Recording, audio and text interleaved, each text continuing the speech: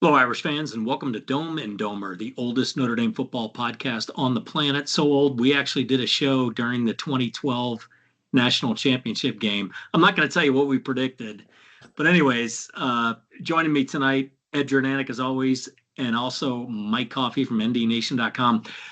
All right, Ed, I'm going to title this podcast the same title that I've given the last two ones, which is Why Will Notre Dame Beat Ohio State in Okay. the championship game? So I'm going to start with going back to the point that we've made earlier, which is culture. And I'll take it a little bit more specifically.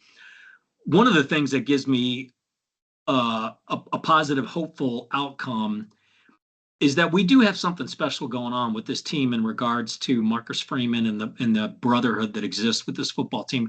I think these guys would literally die on a hill for Marcus Freeman. I think they would bleed blood, sweat, and tears. They'll give everything they got because they believe in him that much. They really feel like Marcus has their best interest at hand, and they will absolutely die on a hill. I don't think that's the case with Ryan Day. Now, I could be wrong. He's doing something right since the Michigan game, but I don't get that sense that it's the same feeling that the players have towards Marcus Freeman. Am I right? Uh, you may be right, but I think it's gonna. This is an amazing opportunity for these young men and these coaches. I mean, I think that if it's a one-score game in the fourth quarter, I don't think it's necessarily going to be culture or togetherness. I think it's going to be, Ryan Day's sphincter gets tight, and or there's going to be there's going to be a mistake, right? I mean, Yeah. why did we win the Penn State game? Because Drew Allar made a terrible decision, right? Yep.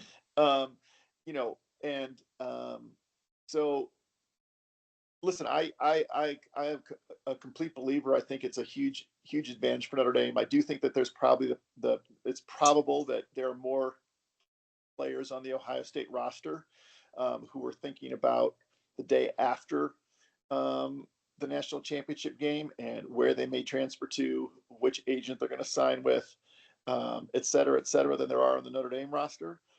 So, I think there may be a few little distractions there that sort of might work in our favor just in terms of focus.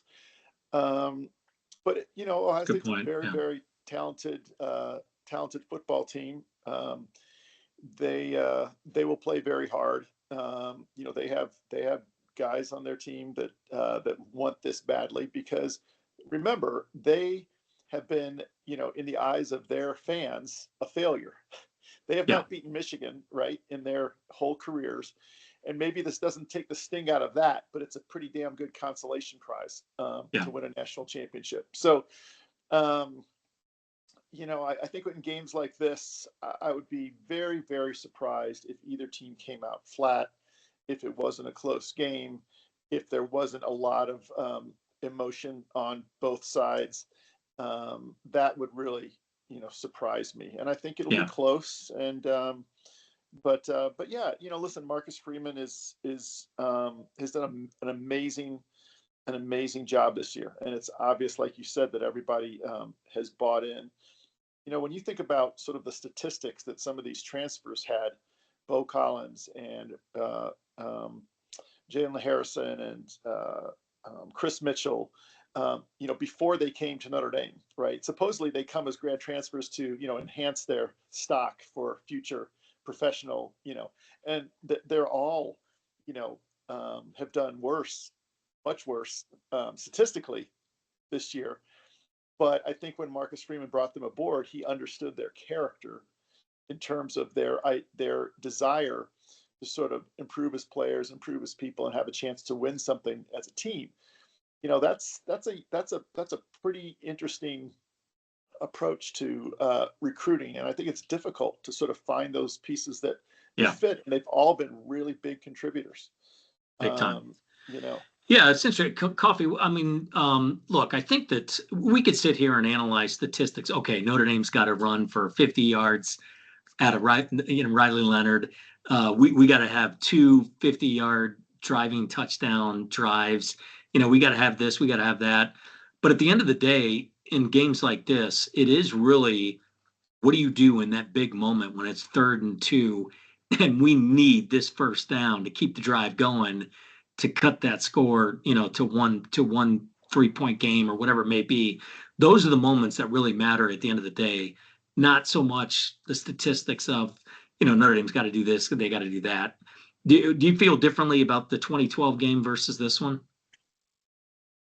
Well, I do from the standpoint of this team is not distracted going into this game. This team has played 3 very good games over the course of the last however many weeks leading into this contest. I mean, unlike 2012, where not only have they really not played uh, in a while, but then you'd have all the distractions, the catfishing stuff, even the stuff we didn't know about, like Brian Kelly basically interviewing with the Eagles at the Right. time. So I think this team is focused.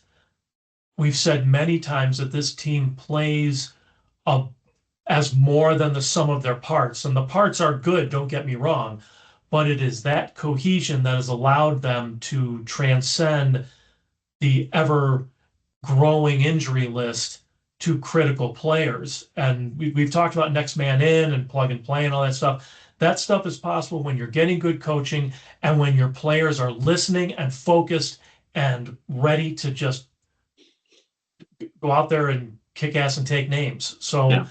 I do not I don't I can see a range of outcomes from a close Notre Dame win to Ohio State winning by 3 touchdowns or whatever. But no matter which one of those outcomes comes to fruition, I don't think fans are going to be walking out of that game thinking, oh God, we got our doors blown off. What the hell did they spend the last X number of days doing like we did in 2012 and then in the ACC title game and in 2018 and in 2020, like all those other previous games. I Yeah. expect to see a prepared team from the jump, and I expect to walk out after that game proud of the effort that they made, regardless of what the final score is. Yeah, I think that's definitely going to happen.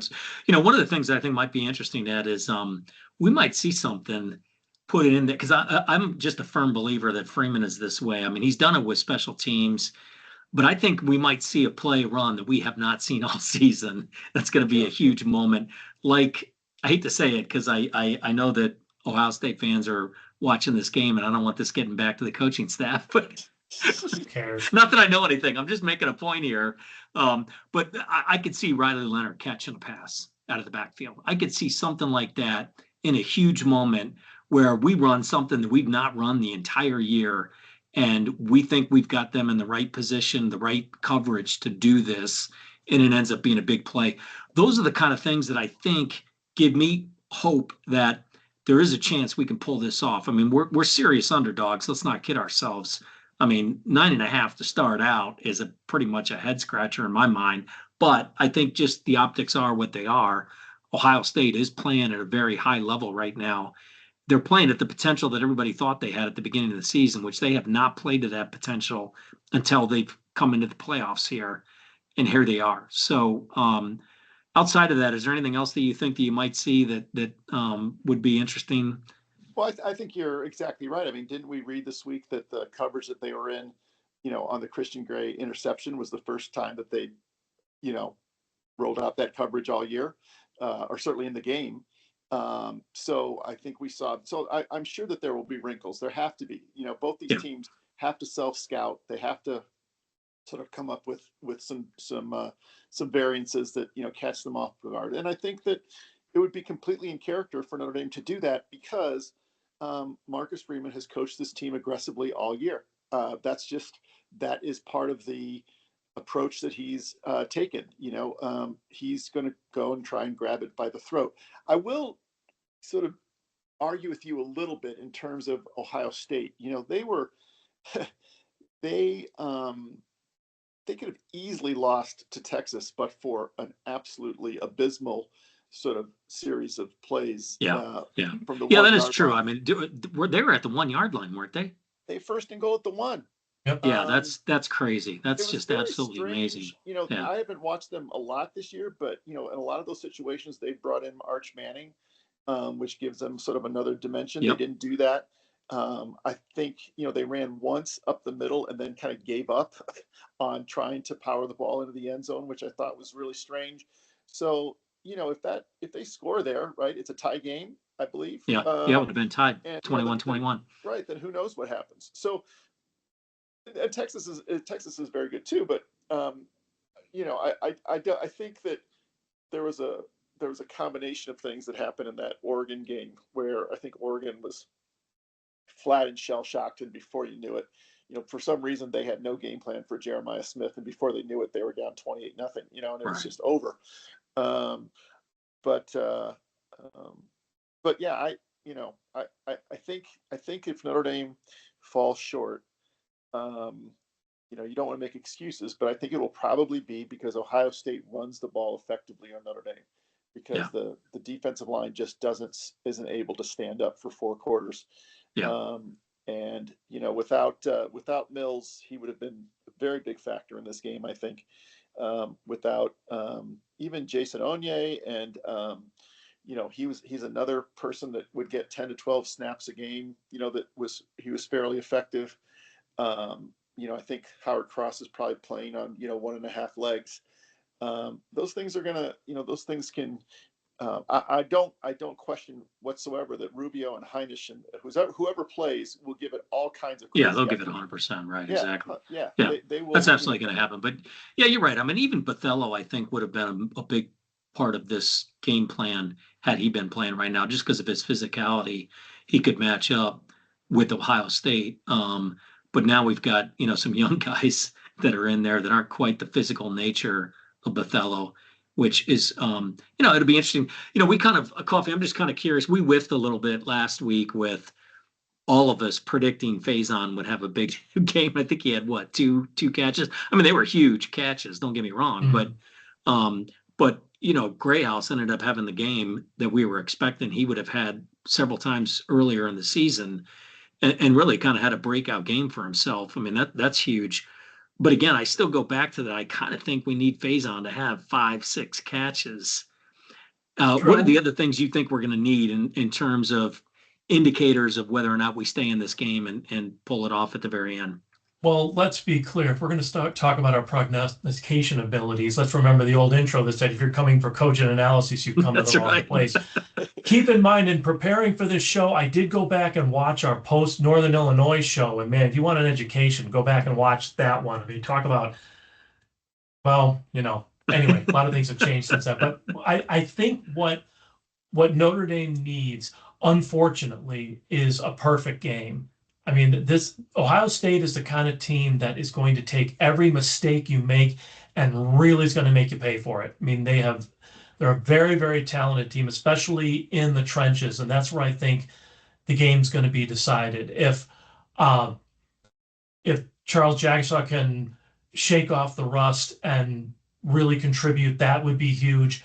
I think Gabe Rubio, who is, from all things I've read, better in run defense than Riley Mills would be, he's really going to have a spectacular game, because if Notre Dame's defensive backs are going to be called upon to shut down an outstanding receiver core playing man-to-man, that's a lot of playing with your back to the line.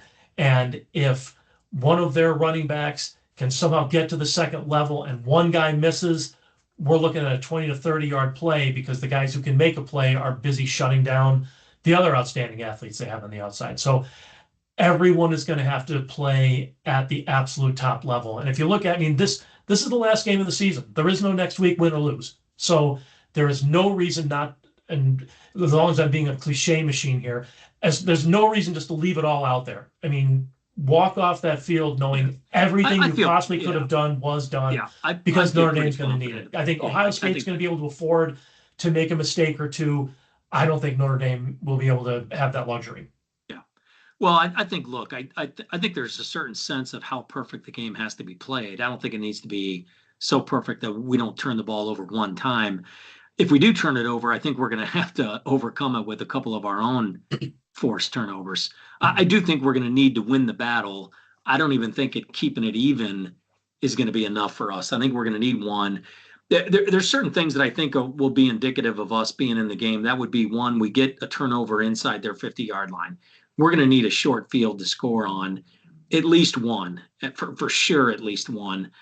In my mind, I kind of think the offense is probably capable of putting 24 points up, but probably not more than that. We're probably looking at 24 points from the offense.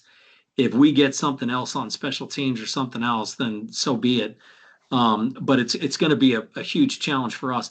I think the key thing is going to be is do we have a couple of those big moments where it's 4th and 1 and they're going for it, or it's 4th and 1 and we're going for it on the 20-yard line going in for a score. Do we get that or do we not get it?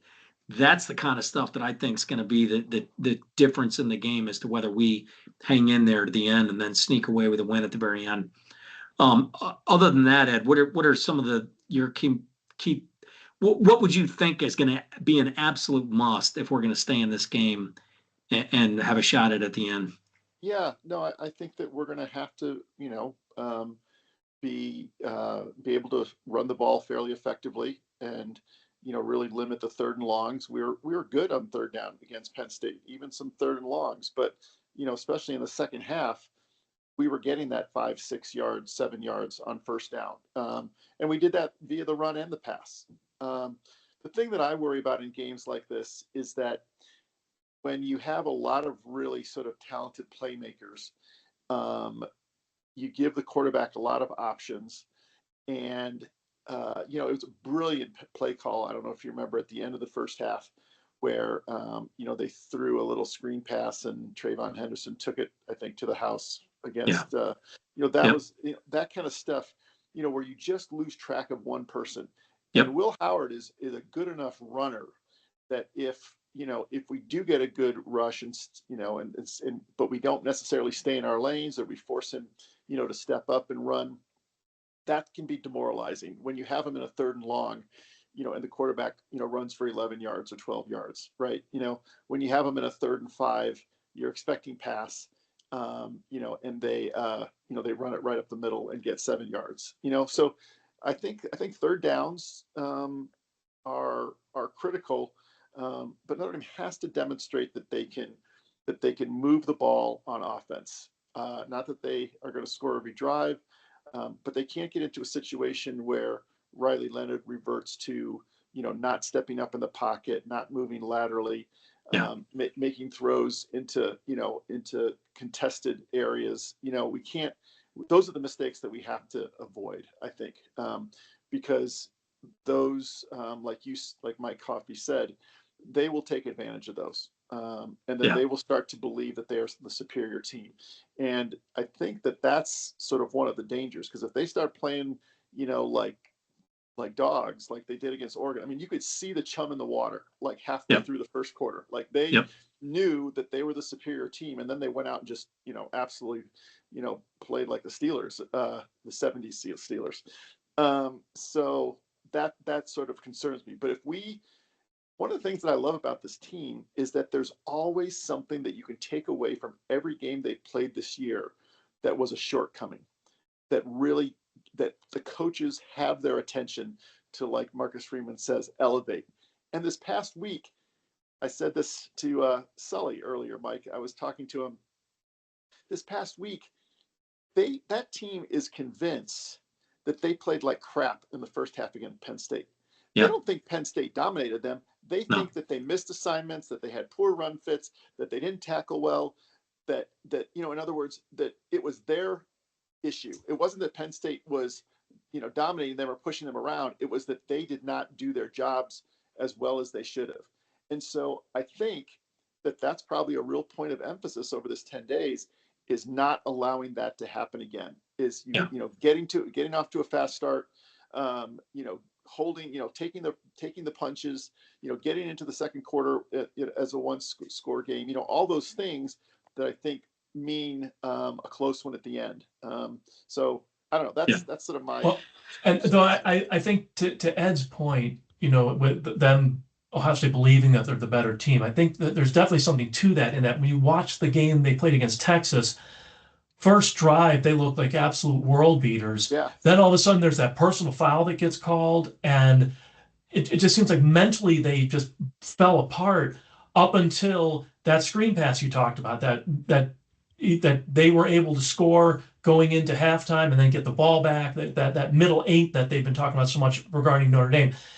Ohio State is a very talented team, but they really strike me as being a mentally fragile team where if they go in, they're like if Notre Dame can play above the sum of their parts, I think Ohio State can play at the sum of their parts, but that's their ceiling. And there's a little bit of space below there that if you get in their heads and all of a sudden you start sowing a little bit of doubt in there and they get back on their heels, they're a team that can be had. And to Ed's point, Notre Dame needs to make sure that they try to get them in that mindset as soon as possible and keep them there, because the more doubt on their side, because everyone is expecting Ohio State to kick our ass. I mean, the 9.5 points or whatever the spread is, and just introducing the possibility they may not, with all the pressure that's on them and on Ryan Day especially, I think things could end up going Notre Dame. Yeah, it could be. I think what's interesting, Ed, is there's been a few themes that have come across throughout these playoffs that have at least been brought to the table enough to where I think it's pretty obvious the coaching staff and the players at Ohio State know this. And that is that Notre Dame is great at two things specifically. One, points off turnovers. Notre Dame is I think the best in the country, if I'm correct, at getting a turnover and then immediately turning that into points. The second thing is that middle, they call it the middle eight, the 4 minutes at the end of the first half, 4 minutes at the beginning of the second half. If I were the Ohio State coaching staff, I think I would be focusing on those two things and challenging my players that, hey, they are not going to do that.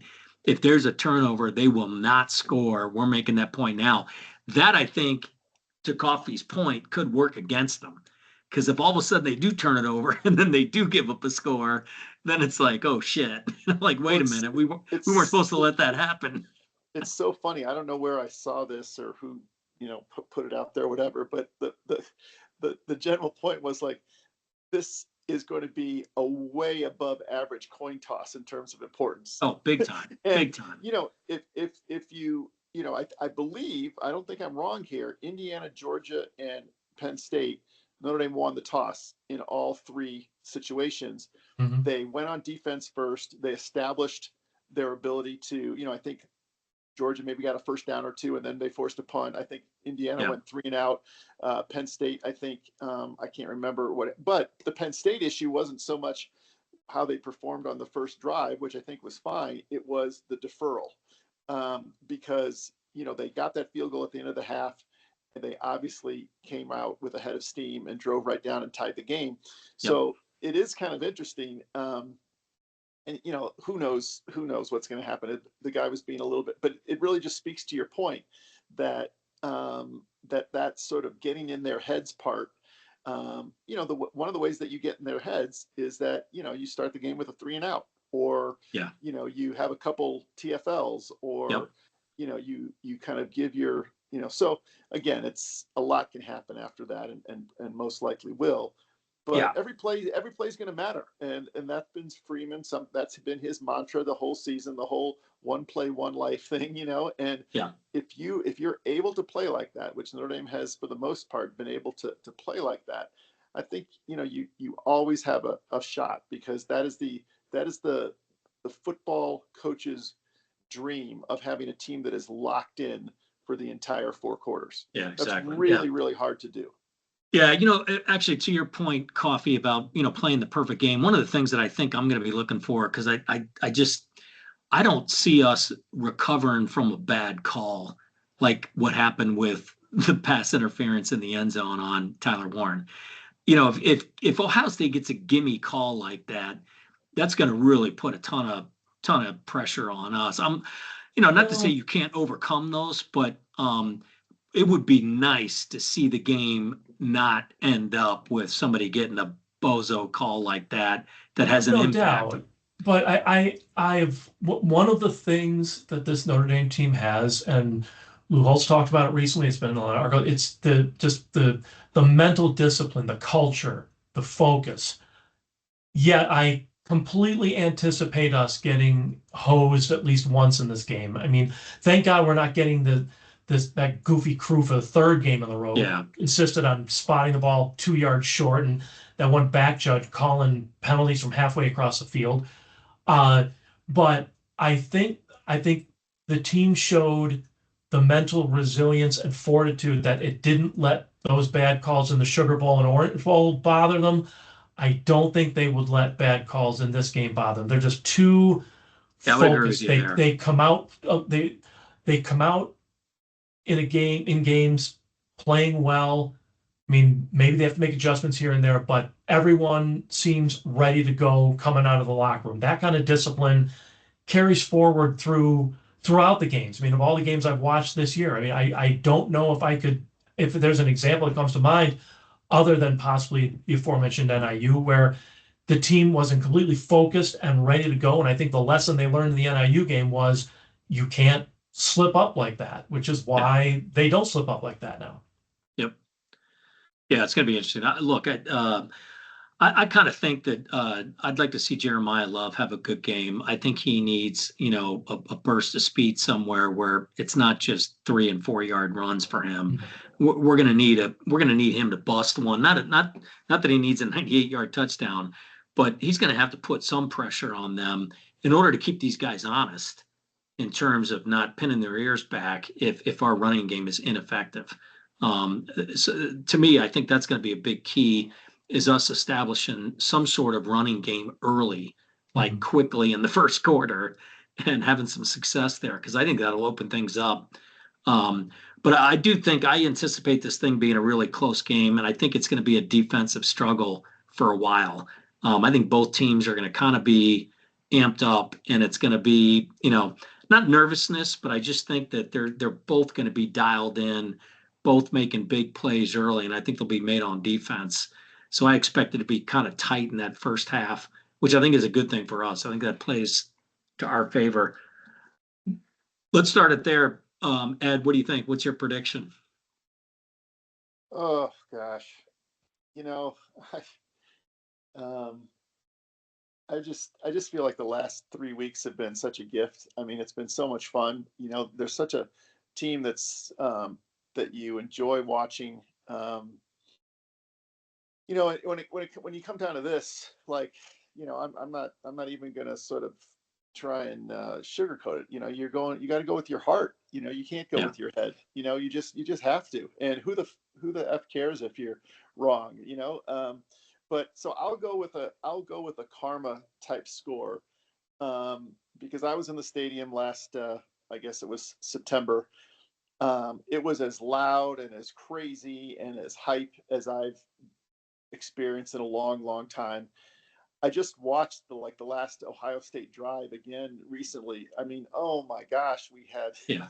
but it was right there in the Fingertips. taking. I mean, unbelievable how. Yeah. And we played such a good football game. People forget like how we really did play well. So I'm going to say 17-14 Notre Dame just to kind of complete the circle, and sort of put a nice little sort of bow on this, which has been a real wild ride starting last September. Coffee, what do you think? I have to echo everything that Ed said. I mean, this has been so much fun. The fact that we're still doing shows this late in the season, I mean, Christ, how long has it been? Just the energy that Marcus Freeman has brought not only to the team, the program at large, the fans, everybody. I think this season has just been a gift to Notre Dame fans who have been waiting for a long, long time to feel like this in a postseason. And it is a head to heart thing. And I know that Ohio State has the talent. I know that they have the relative health. I think Notre Dame is at best a wash, if not slightly advantaged at the coaching position. So I am going to say Notre Dame wins 21-20. All right. Both of you guys sound like you're apologizing for this. So I'm going to flip it a little bit. I think it's 27-24 Notre Dame, and I think we kick their ass. And I think we're physical. I think we take it to them. I think we Love to see show the it. world. We show them that, hey, this was no fluke. This season was no, we just had some bounces here and there that came our way. We are a physically tough football team that plays hard all the way. We don't give up. We do it every single play, and I expect that to happen against Ohio State as well. And I think Notre Dame wins. I think they're the better team. I think they're going to show it. We are banged up. I get it, but man, I tell you what, Jagasaw is a tough dude, man. He was the starter for a reason. It wasn't because they just had to throw him in there. He was the guy. If he's anywhere near 100%, I'll take him all day long. So now what they do at guard, Pendleton is going to be the backup, I assume, if Spindler can't go. I mean, Spindler's going to give everything he has, but I like the physicality of that lineup. Even though it's like the fifth different lineup we've had, I like Jagasol back in there. To be honest with you, that'll be fascinating to see how that shakes out. But I think it's 27-24 Notre Dame. Did you guys hear anything about, like, I got a text later today about whether Jordan Clark was going to play Monday? Is there anything in terms of illness or injury or anything going on with him? Because he's a pretty key piece of this defense in Nothing terms I've of his heard. versatility. Yeah, that's the first I've heard that. I didn't hear anything. Okay. I hope it was nothing. Yeah, let's hope. Oh, by the way, next week, can we do a show about all the ridiculous media stories coming out of Louisiana over the last week? Because I would just love to talk about that. Yeah, what's true and what's not true. I guess that would be I the mean, first. you got to remember, I mean, who hired Marcus Freeman, right? Yeah. I mean, Yeah. Even a blind squirrel finds a nut every now and again. yeah, No, but he's been solid. Somebody just asked me that. One of my kids asked me that, like, did we ever have any good defensive coordinators before Freeman? And I'm like, what are you talking about? The two guys before him were studs. Yeah. I mean, you had Elko and Elko, Clark. Lee, they were both. Sure. I They mean, were both excellent. Just solid dudes that are. And Freeman was, just another one of those type guys. Mhm. It's just that Freeman is just that unique enigma that we were hoping he'd be, and I think he's legit. I think he just has a knack. There's just some guys that have a knack for this, and he's been able to pull it off 3 games in a row.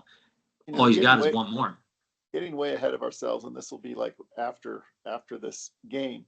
But it's going to be, I think, if Marcus Freeman has a career at Notre Dame that goes on, several more years or so, I think what is really going to be interesting, we got pretty spoiled, those of us who grew up in the Holtz era, because his teams were so successful that the turnover that he had in staff every season was dramatic. I mean, there were some years where he replaced 5 or 6 assistants in one year, right? Yeah. There's stories today about Golden and the Cincinnati Bengals DC job, right? There's going to be talk about, Mickens Notre Dame has a very well regarded in the football. McCullough's he's going to be a head coach one day. There's no doubt about it. Sure. Absolutely. He's a stud. So the name in the drawer, the list in the drawer becomes very, very important, I think. Exactly. Yeah, absolutely. Exactly. And that's the only point that I'm making is that, that will be, I think, kudos to Freeman to go out and get Denbrock and Golden. Yeah. Those are Big hiring time. guys that are older than you, that have been head coaches, not in Denbrock's case, but in Golden's case, but going in that direction is a sign of a really good leader. And I think that'll continue to serve Marcus Freeman well. I mean, there are a lot of good football coaches out there, but sometimes, you just kind of, I don't think he's ever going to, pull a Van Gorder, but sometimes you just kind of miss on chemistry a little bit. They made a mistake with Chancey Stuckey, for whatever reason, that was not a good fit. And then they corrected that, so, that'll be a big challenge for him. I agree with you. It's going to be tough because he's going to get plucked. People are going to get plucked. There's no doubt. There's going to be turnover, but I think Mike Coffey said it exactly right. The thing that interests me most about Marcus Freeman is that he is forward thinking. It really seems that there hasn't been a curveball that's been thrown him that they haven't been pretty ready for. Whether it's NIL, whether it's the portal, whether it's these different position things, whether it's assistants, he seems to be spending at least some time every week thinking about what if this happens, what if that happens, what's my move, what do I, he doesn't seem to Yeah. be caught flat-footed by a very changing dynamic environment that I think has, sort of really thrown some coaches like, you can't tell me that Mike Gundy and Dabo Sweeney, at least for, a year or two, they just, their head spinning. Yeah. They did not handle change well. It's clear. The rules changed, the ground shifted beneath their feet, and they did not adapt. Whereas, Marcus Freeman seems to have figured that out, and he's just on top of his stuff on a daily basis. And Yeah. you just have to be. Look Yep. at what they've done in the portal in the last week. I mean, that's laying exactly. groundwork. Yeah. What couldn't people agree don't more. realize is that, it isn't like these guys sort of, declare for the portal and then Notre Dame starts looking and seeing like, okay, does this guy fit? Does that guy fit? They are recruiting, quote unquote, other guys all through the season. Yeah. Guys that have not declared, guys that are on other rosters. They have databases of graduate transfers, who can fit, who's an academic fit, all this kind of stuff. I mean, you're literally running a franchise. And No doubt. Yeah, it's going to be awesome. Well, let's hope that we have a pretty fun show next week as you guys get back. Coffee, you're going to the game, right? So you're Yes, going I to be am. there. All right. So that'll be awesome. At least we'll get a good sense of the atmosphere and everything. So Sure. I'm looking forward to that. That'll be neat to do. Well, we know we're going to see a big bottle on Mike Coffey's desk next week. That's right. Mhm. There you go. Yes, indeed. Now, do we All get right, great. dinged for alcohol during the broadcast, or There you go. No, that's kind of fun. no FCC restrictions on us. Yep, that's right. Awesome. We're good. Yeah. All right, good deal. We'll leave it there. You've been listening to Dome and Domer, an online conversation about Notre Dame sports from a fan's perspective. For Ed Jordanek, Mike Coffey, I'm Mike Brammer. Thanks for listening.